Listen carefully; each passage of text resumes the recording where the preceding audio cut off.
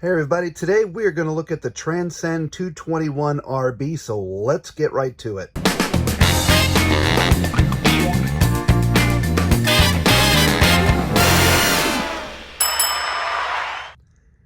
Hey everybody, again my name is Robert, aka The Tall Man, and we are going to get right into it today.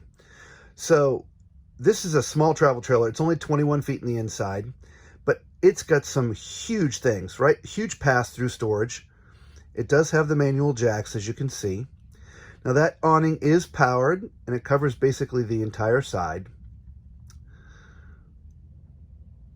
A little bit of power out there. There was your place to put water in. There's your hot water heater. Yep, look at that. Ladder to get on the roof so you can inspect everything. It's pre-wired for a backup camera. Also, as you can see, the tire there is mounted in the back. There is your connection for your power. It's 30 amp. And that is where you connect all your sewer.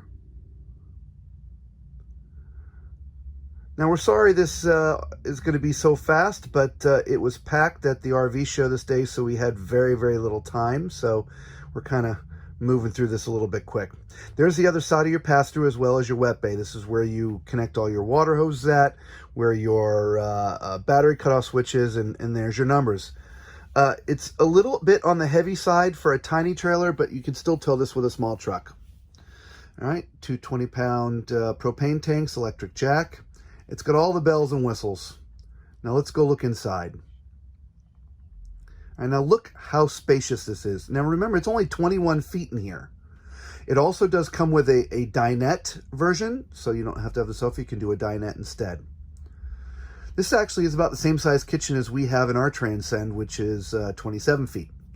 A microwave, 3-burner stove. Now the TV is mounted there, which is directly across, there you go, from the seats. And this particular model had the recliners. There's your refrigerator. Now up in the front, queen-size bed, plenty of storage.